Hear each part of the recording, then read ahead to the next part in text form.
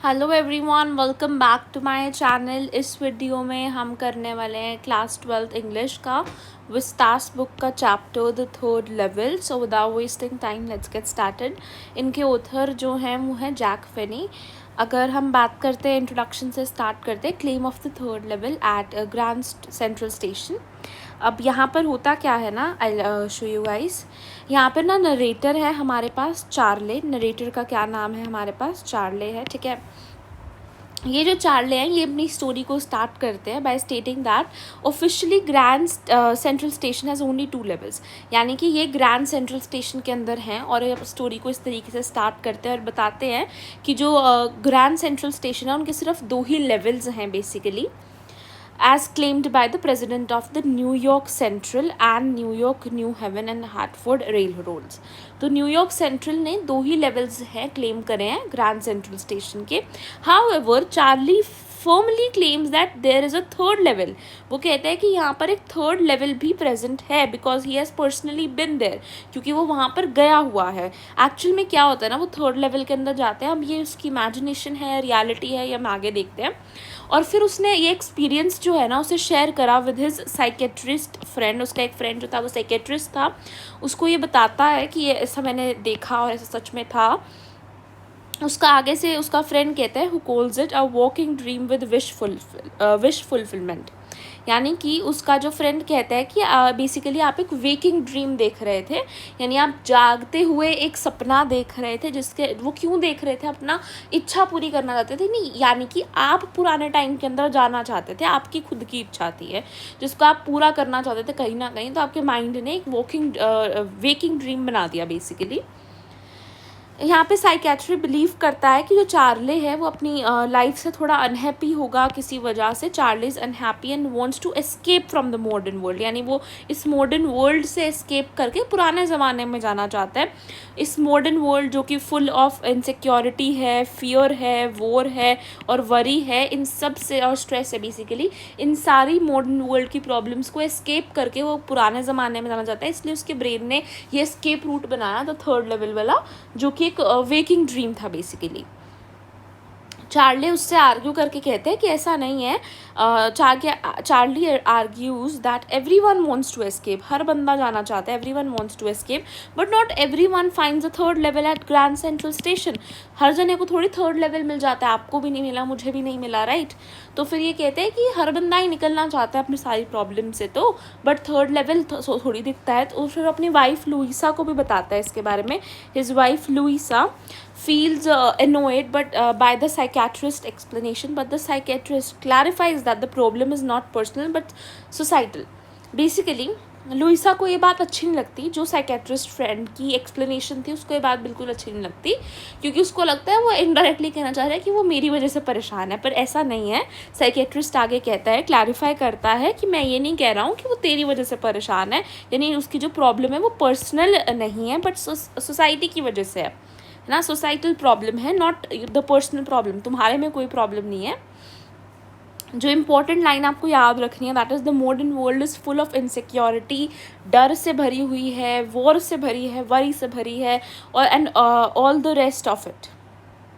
जो modern world है is full of insecurity, fear, war, worry and all the rest of it. तो ये एक इंपॉर्टेंट लाइन है जो आप यूज़ कर सकते हो। फिर Charlie stamp collection and the idea of escape. यहाँ पे आगे हम पढ़ते हैं।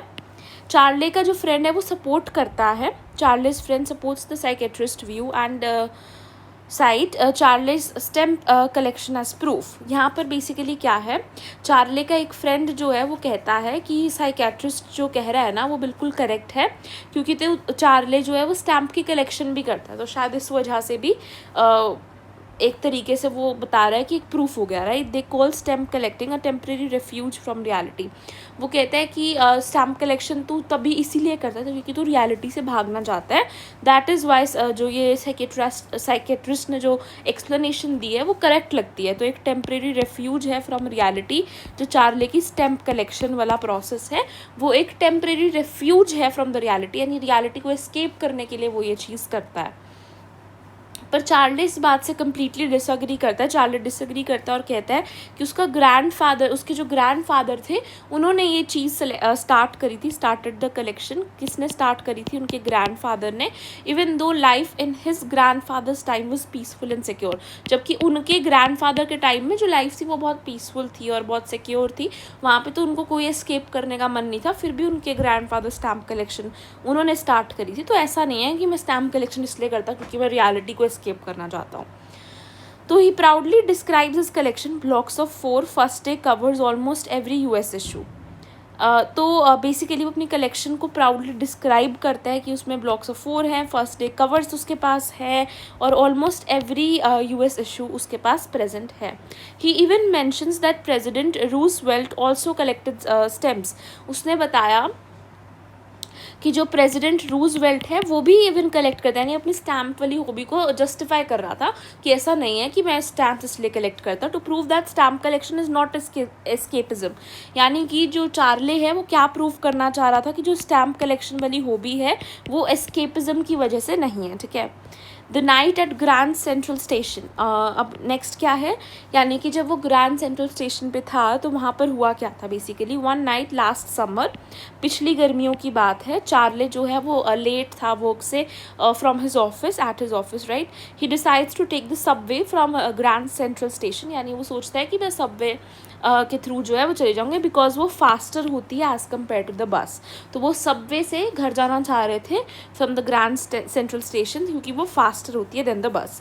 वो अपने आप को डिस्क्राइब करते हैं एक बिल्कुल ऑर्डिनरी मैन जो कि 31 ईयर्स ओल्ड है, जिसने एक टैन गैब्रिडिन सूट डाल रखा था, बेसिकली टैन से कलर का, और एक साथ में स्ट्रो से कलर की उन्होंने हैट डाल रखी थी और साथ में एक अच्छा फैंसी बैंड डाल रखा था। कैसा? उन्होंने एक सूट डाल रखा था टैन गैब्रिडिन का और उन्होंने हैट डाल रखी थी एक स्ट्रो से कलर की एंड फैंसी बैंड है, उन्होंने एक बहुत अच्छा फैंसी बैंड डाल रखा था। और वो एक ऑर्डिनरी मैन थे जो कि कितने साल के थे? 31 साल के थे, ठीक है। He notices that many man look exactly like him. उसने देखा बहुत ही ऑर्डिनरी वो ड्रेस कर रखा था, तो कई सारे लोग थे जो उसके जैसे दिख रहे थे, बहुत सारे लोग उसके जैसे दिखते थे, ठीक है। शोज हिज नॉर्मैलिटी, यानी दिखाता था कि कितना नॉर्मली ड्रेस्ड था। He clearly states that he was not trying to escape, he just wanted to go home to Louisa. यानी वो बताता है कि मैं एस्केप नहीं करना चाह रहा था कहीं पे भी, मैं जल्दी से घर जाना चाह रहा था लुइसा के पास, ठीक है। He was not trying to escape, यहाँ पे ये वो कहता है। Getting lost inside Grand Central Station. आगे क्या होता है, चार्ले ना जब ग्रैंड सेंट्रल स्टेशन जाता है, एंटर करता है बेसिकली फ्रॉम वेंडरबिल्ट एवेन्यू। वो वेंडरबिल्ट कहाँ से आता है? वो वेंडरबिल्ट एवेन्यू से एंटर करता है और फिर जब वो जाता है ना down to the first level, long distance trains like the 20th century, then to the second level. Basically वो जब फर्स्ट लेवल पे जाता है ना तो वहाँ पे लॉन्ग डिस्टेंस ट्रेन्स होती हैं लाइक द 20th सेंचुरी। जैसे 20th सेंचुरी में मतलब लंबी फॉर लॉन्ग डिस्टेंस जो ट्रेन्स ट्रैवल करती है वो थी फर्स्ट लेवल पे। फिर जब वो सेकेंड लेवल पे जाता है तो वहाँ पे वो क्या देखता है? सब अर्बन ट्रेन्स, यानी कुछ बेसिकली सब अर्बन, यानी पूरी तरीके से अर्बन नहीं थी बट सब अर्बन थी, right. He ducks into an arched doorway to reach the subway and gets lost. Basically वो एक आर्च से डोरवेज के थ्रू जाता है ताकि वो सबवे तक पहुंच जाए और वो गुम हो जाता है। एक आर्च्ड सा डोरवे था, उसके थ्रू वो जाने की कोशिश करता है और वहाँ पे जाके वो गुम हो जाता है basically. He explains that getting lost in grand central is easy. कहता है ग्रैंड सेंट्रल में गुम हो जाना काफ़ी आसान है क्योंकि बहुत सारे नए नए कॉरिडोर्स बनते रहते हैं, नए नए स्टेयरवेज हैं, कई सारे डोर्स हैं। Once he even reach the Roosevelt Hotel. उसने बताया कि वो एक बार तो रोजवेल्ट होटल ही पहुंच गया था ग्रैंड सेंट्रल स्टेशन से गुम होने के बाद। Another time he came out on 46th street, यानी एक बार ही वो गुम हो गया था और 46th स्ट्रीट में बाहर निकला था। Charlie imagines that Grand Central Station is growing like a tree pushing out corridors like roots. Charley की ऐसी इमेजिनेशन थी कि जो ग्रैंड सेंट्रल स्टेशन है बेसिकली वो एक ट्री की तरह बढ़ता ही जा रहा है, बड़ा होता ही जा रहा है और उसके जो नए नए कॉरिडोर्स बेसिकली नई नई रूट्स को रिप्रेजेंट कर रहे हैं। He thinks it may be an escape route for people over the years, but he never tells this idea to his psychiatrist. Basically वो ऐसा सोचता है कि ये एक escape route बन सकता है for people over the years, यानी कुछ साल बाद लोगों के लिए ये escape route यहाँ पे ज़रूर बन सकता है, वो ये सोचता है। बट ये वाला आइडिया वो साइकेट्रिस्ट को कहता नहीं है, फिर वो अगैन वही बोलेगा कि तू पक्का escape करना चाहता है और उसकी बात पे बिलीव नहीं करेगा बेसिकली, राइट। तो ये बात वो उसे नहीं कहता। और फिर क्या होता है, the corridor Charlie is walking through slants downward which feels strange. Basically जिस कॉरिडोर के अंदर वो एंटर करे डोर के थ्रू, वो ना ऐसे नीचे की तरफ ऐसे स्लैंटिंग था, यानी वो नीचे की तरफ जा रहा था, जो कि बहुत ही स्ट्रेंज लग रहा था। ठीक है, the corridor Charlie is talking through slants downwards, यानी जिस कॉरिडोर के अंदर वो एंटर करा था तो वो स्लैंट कर रहा था डाउनवर्ड, जो कि बहुत ही स्ट्रेंज बात थी, क्योंकि थर्ड लेवल तो एग्जिस्ट ही नहीं करता था ना। He hears only his own footstep, यानी इतने बड़े ग्रैंड सेंट्रल स्टेशन में उसको सिर्फ अपने ही फुटस्टेप्स जो थे वो एको करते हुए सुनाई दे रहे थे, कोई भी लोग वहाँ पर प्रेजेंट नहीं थे। और उसके बाद उनको एक होलो रोरिंग साउंड सुनाई देती है, एक बिल्कुल होलो यानी कि खोखली सी रोरिंग साउंड उनको सुनाई देती है, इंडिकेटिंग अ क्राउडेड स्पेस, यानी वो इंडिकेट कर रहा है कि वहाँ पे क्राउडेड स्पेस है, यानी कहीं पे लोग हैं बहुत सारे। Then he hears a hollow roaring sound indicating a crowded space. ये जो कॉरिडोर है उसमें एक शार्प लेफ़्ट टर्न था, बेसिकली इस तरीके से वो स्लैंट कर रहा था ना, वहाँ पे एक बहुत ही ना इस तरीके से शार्प लेफ़्ट टर्न था, और फिर वो लेते हैं। ठीक है, क्या था वहाँ पर, शार्प लेफ़्ट टर्न प्रेजेंट था। Charlie goes down a short flight of stairs and reaches the third level of grand Central station. वो कहता है कि मैंने कुछ स्टेयर्स नीचे की तरफ मैं चढ़ाऊँगा, शॉर्ट फ्लाइट ऑफ स्टेयर्स, और मैं third level of grand Central station में पहुँच गया था। Initially he thinks he is back on the second level but and then notices differences। पहले तो वो सोचता है कि इससे नीचे तो है ही नहीं थर्ड लेवल, तो सेकंड लेवल पे ही मैं प्रेजेंट हूँ। उसको लगा कि वो सेकंड लेवल पे ही है, पर उसमें उनको नोटिस उन्होंने किया कई सारे डिफरेंसेस, जैसे कि जो रूम था वो बहुत ही छोटा था, बहुत ज़्यादा छोटा था, बड़ी ही टिकट विंडोज़ जो होती हैं वो बहुत ज़्यादा कम थी, और ट्रेन गेट्स भी बहुत ज़्यादा कम थे। जो इन्फॉर्मेशन बूथ था वो वुडन था और पुराना सा लग रहा था, बड़ा ही पुराना और वुडन सा था इन्फॉर्मेशन बूथ। जो क्लर्क था वहाँ पर उसने ग्रीन आई शेड डाल रखे थे, यानी ग्रीन कलर के ग्लासेस डाल रखे थे, और बड़ा ही लंबा सा स्लीव प्रोटेक्टर डाल रखा, ग्रीन कलर के आई शेड्स डाल रखे थे, और बड़ा लॉन्ग ब्लैक कलर का उन्होंने स्लीव प्रोटेक्टर्स डाल रखे थे, जो कि थोड़ा सा पुराने ओल्ड फैशन सेंस का था।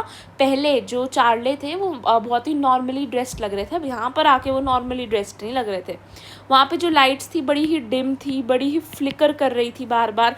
दे are open flame gas lights, वहाँ पे पता है ओपन फ्लेम गैस लाइट्स थी, जो पुराने ज़माने के अंदर होती थी और उस ज़माने में प्रेजेंट नहीं थी, ओपन फ्लेम गैस लाइट्स। ठीक है, फिर क्या हुआ, उनको धीरे धीरे समझ आया कि वो पास्ट में पहुंच चुके हैं, यानी 1890s के एटमॉस्फेयर में पहुंच चुके हैं। चार्ली ने नोटिस करा ब्रास स्पिटून्स प्रेजेंट थे फ्लोर के ऊपर ब्रास के स्पिटून्स प्रेजेंट थे। उन्होंने एक बंदा देखा जो कि pulling out a gold watch from his vest pocket, जो कि he sees a man pulling out a gold watch from his vest pocket. उसने एक बंदे को देखा, उसने एक डेरबी हैट डाल रखी थी, ब्लैक 4 बटन का सूट, बेसिकली ब्लैक सूट डाल रखा था, 4 बटन का, हैंडलर मुस्टैश थी उसके पास हैंडल बार वाली, और वो बंदा उसकी पॉकेट से गोल्डन वॉच जो है वो चुरा रहा था वेस्ट पॉकेट से। Everyone is dressed in 1819 something fashion के अंदर सब ड्रेस थे। एक वुमेन ने एक ड्रेस डाल रखी थी लेग ऑफ मटन स्लीव जितनी, मतलब उनकी जो ड्रेस थी वो with leg of mutton sleeves के साथ उन्होंने वो ड्रेस को पैर अप कर रखा था। हाई बटन शूज़ डाल रखे थे, जो कि सब पुराना फैशन सेंस था। चार्ले ने एक small career and Ives locomotive with a funnel shaped stack देखा। उसके बाद उस मोमेंट पे चार्ली को रियलाइज़ हो चुका था कि उसने टाइम ट्रैवल कर लिया है बैक इन द टाइम। और फिर उसको कन्फर्मेशन कैसे मिली, through the newspaper. To confirm his suspicion Charlie goes to a news boy, Charlie एक न्यूज़ बॉय के पास जाता है और न्यूज़पेपर देखता है द वर्ल्ड। कौन सा न्यूज़पेपर था वहाँ पर, द वर्ल्ड नाम का न्यूज़पेपर था वहाँ पे present. Has not been published for years, वो कई सालों से पब्लिश ही नहीं हुआ, पुराने ज़माने में ही होता था द वर्ल्ड नाम का, अभी इस ज़माने में असल जो जिस ज़माने से वो आया था बेसिकली वो ज़माने में पब्लिश नहीं हुआ था। मेंशंस प्रेसिडेंट क्लिवलैंड, वो पुराने प्रेसिडेंट लिखा हुआ था उसके ऊपर। Later Charlie verifies in the public library, फिर वो पब्लिक लाइब्रेरी गए और वहाँ पर उन्होंने न्यूज़पेपर की डेट पढ़ी, तो वो था जून 11 1894। कहाँ पहुँच गए थे वो, जून 11 1894 के अंदर पहुंच गए थे। ये डेट याद रखना, जून 11 1894 के अंदर वो पहुंच गए थे। Desire to escape to Galesburg Illinois. Basically Charlie ने रियलाइज़ करा that on this third level tickets can take him anywhere in the US in 1894। यानी जो टिकट्स थी वो उन्हें कहीं पे भी लेके जा सकती थी यूएस में 1894 में। He wants 2 tickets to Galesburg Illinois and for himself and Louisa. He describes Galesburg as a town. उन्होंने उनको 2 टिकट्स चाहिए थी बेसिकली, गेल्सबर्ग की और इलिनॉइस की, उनके लिए और लुइसा के लिए। उन्होंने फिर गेल्सबर्ग क्यों जाना था ये डिस्क्राइब किया। वो एक टाउन था जहाँ पे बिग ओल्ड फ्रेम हाउसेस थे, बड़े पुराने पुराने फ्रेम के हाउसेस थे, बड़े बड़े लॉन्स थे, ट्रेमडस ट्रीज थे फॉर्मिंग ग्रीन टनल्स, बहुत ज़्यादा ग्रीनरी थी बेसिकली। बहुत ही पीसफुल समर इवनिंग होगी वहाँ पर। मैन जो थे वो सिगरेट्स स्मोक करते थे, विमेन पाम लीफ फैंस को वेव करती थी, फायर फ्लाइज होती थी वहाँ पे। He wants to live there because जो वर्ल्ड वॉर 1 थी वो 20 ईयर्स अभी दूर थी। वर्ल्ड वॉर 1 1894 के 20 ईयर्स अभी दूर पड़े थे, और world war 2 is over 40 years away, वो 40 साल दूर थी।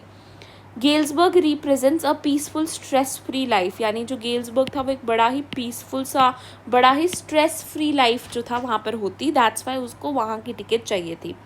Rejection at the ticket counter. The clerk calculates the fare. Charlie has enough money for 2 one-way coach tickets. उनके पास काफ़ी enough money होती है 2 one-way कोच टिकट्स के लिए। However, जो क्लर्क था वो नोटिस कर लेता है उनके पास मॉडर्न करेंसी होती है, उस टाइम की करेंसी नहीं होती, और वो कहता है कि दैट एंट मनी मिस्टर। वो कहता है कि ये पैसे ही नहीं है मिस्टर। और चार्ले को एक्यूज़ करता है कि तुम चीटिंग करने की कोशिश कर रहे थे, मेरे को फेक मनी दे रहे हो। The money looks different because वो छोटी थी, डिज़ाइन डिफरेंटली फ्रॉम 1894 की करेंसी से डिफरेंट थी। तो फिर चार्ले को लगा कि उसको अरेस्ट कर लेंगे। फियरिंग द अरेस्ट, चार्ले जो है वहाँ से फटाफट भाग जाता है, लीव्स इमिडिएटली। और फिर उसको लगता है कि ये तो बहुत सही चीज़ मिल गई, अपन वापस से गेल्सबर्ग में ही चलते हैं। तो अटेम्प्ट टू रिटर्न, वो चाहता था कि मैं वापस से मनी एक्सचेंज करके वापस चला जाऊँ, और वो फेल हो गया। ऐसा क्यों हुआ? द नेक्स्ट डे चार्ली ने $300 जो थे बैंक से विदड्रॉ कराए और ओल्ड स्टाइल करेंसी जो थी उससे ख़रीद ली उन्होंने, जबकि उसका जो वैल्यू थी काफ़ी ज़्यादा, मतलब पुरानी करेंसी खरीदने के लिए उनको ज़्यादा पैसे पे करने पड़े। His psychiatrist friend becomes a more worried. और जो साइकेट्रिस्ट फ्रेंड था वो ज़्यादा वरिड हो जाता है क्योंकि वो सचमुच वापस जाना चाहता था और मनी भी खरीद रहा था, जो कि उसके लिए अनबिलीवेबल लग रहा था, right. Charley believes it is worth it because eggs cost only 13 cents a dozen in 1894। Charley ने बोला कि कोई बात नहीं, अगर मुझे एक्स्ट्रा मनी देनी भी पड़ रही है, पर उस टाइम पर मतलब महंगाई भी तो इतनी नहीं थी ना वहाँ पर। सिर्फ 13 सेंट्स के अंदर ही एग्स का पूरा एक डज़न आ जाते थे, नहीं 12 एग्स 13 सेंट्स में ही आ जाते थे उस टाइम पर। कब? 1894 में। However, he never finds the corridor again. फिर वो जब फिर से जाता है ग्रैंड सेंट्रल स्टेशन में, उसको कहीं पे भी कॉरिडोर वो मिलता ही नहीं है, डिस्पाइट रिपीटेड अटेम्प्ट्स। वो कई बार जाकर ढूंढता है पर उसको वो कॉरिडोर फिर से मिलता ही नहीं। फिर क्या होता है? Louisa's fear and Sam Weiner's disappearance. क्या होता है? लुइसा जो होती है ना वो काफ़ी ज़्यादा वरिड हो जाती है चार्ले को लेकर, और वो कहती है कि तुम अब ना उसको 3rd लेवल को ढूंढना बंद कर दो, क्योंकि उसको लगता है ना कि पागल हो रहा है चार्ली अब। Eventually Charlie stops and returns to stamp collecting. धीरे धीरे वो भी स्टॉप कर जाता है और सोचता है कि चलो छोड़ो, मिल ही नहीं रहा है ना, तो और वो वापस से अपनी स्टैम्प कलेक्टिंग हॉबी पे फोकस करता है। लेटर होता क्या है, सैम वाइनर जो कि उसका साइकेट्रिस्ट फ्रेंड था, चार्लेज साइकेट्रिस्ट, वो एकदम से मिस्टीरियसली डिसअपियर ही हो जाता है, पता ही नहीं चलता वो कहाँ गया।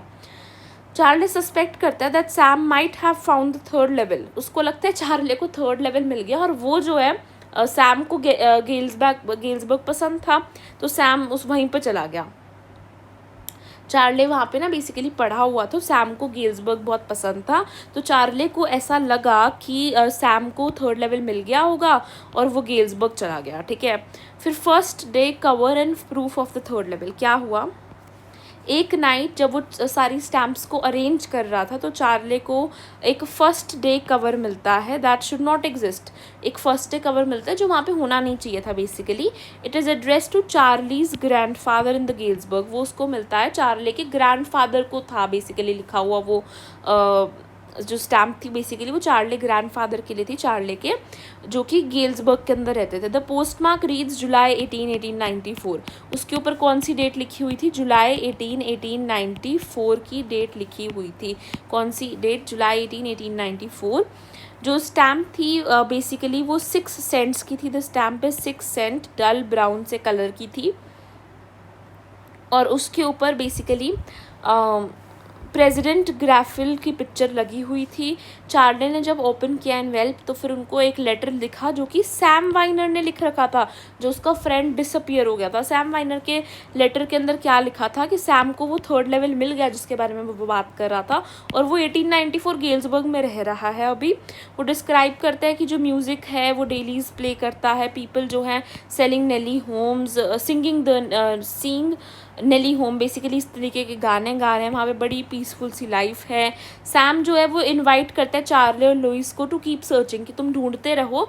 Charlie later learns that Sam bought $800 worth of old style currency, यानी उसने $800 की पुरानी करेंसी खरीदी है। फिर सैम जो है प्लान करता है to run a hay feed and grain business. Sam Weiner जो था बेसिकली उसका साइकेट्रिस्ट, वो उसने $800 जो थी मनी को की वर्थ बेसिकली पुरानी मनी खरीद ली थी, और उसने क्या किया था, उसका प्लान था कि वो एक हे फीड और ग्रेन का बिजनेस करेगा पुराने वहाँ पे 1894 गेल्सबर्ग में रहकर।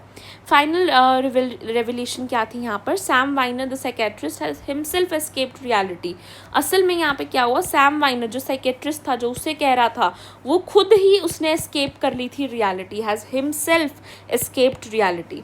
एंडिंग का आइडिया बेसिकली हमें क्या बताता है? The story ends with a hope and mystery. जो स्टोरी है बेसिकली एक मिस्ट्री के साथ एंड होती है और एक होप के साथ एंड होती है कि काश सच में ग्रैंड सेंट्रल में 3rd लेवल हो। ये जो 3rd लेवल है ये सच में रियल टाइम स्पेस इंटरसेक्शन हो सकता है, जहाँ पे सचमुच में स्पेस इंटरसेक्ट हो रहा है और सच में वो पुराने ज़माने में जा रहा है, या फिर एक साइकोलॉजिकल एस्केप हो सकता है कि उसके बस दिमाग के लिए एस्केप था। तो ये जो ट्रुथ है ये remains open ended which is central to the story. तो ये जो लास्ट का ट्रुथ है वो लास्ट में उन्होंने ओपन एंडेड छोड़ दिया है। And that's it for this video. Thank you for watching.